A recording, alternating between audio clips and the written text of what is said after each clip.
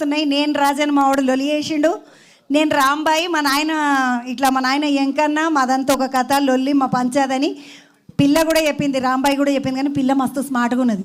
చాలా మంది మగ పిల్లలు పిల్లని చూడడానికి వచ్చిండ్రు అన్న సంగతి నాకు అర్థమైంది. ఆ వెనకకే చెయ్యి ఊపుతున్నావు, అర్థమైంది తమ్మి. మొత్తానికైతే ఈ సినిమాకి సంబంధించినటువంటి ఒక బ్యూటిఫుల్ సాంగ్ని లాంచ్ చేయడానికి ఈరోజు మనం ఈ ప్రోగ్రామ్ని అరేంజ్ చేసుకున్నాం.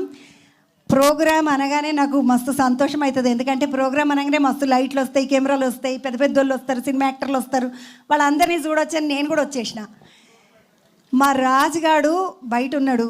యాక్చువల్గా రాజుగాడు ఏం చేస్తాడంటే బ్యాండ్ కొడతాడు అనే సంగతి అందరికీ తెలుసు. ఎందుకంటే ఒక్కటే లొల్లి, యూట్యూబ్లో ఏడ ప్రోగ్రామ్ చేసినా, ఏడ ఈ సినిమాకి సంబంధించిన ముచ్చట చెప్పినా కూడా మస్తు లొలి వేస్తున్నారు. బ్యాండ్ వేసుకొని వస్తున్నాడు మావాడు.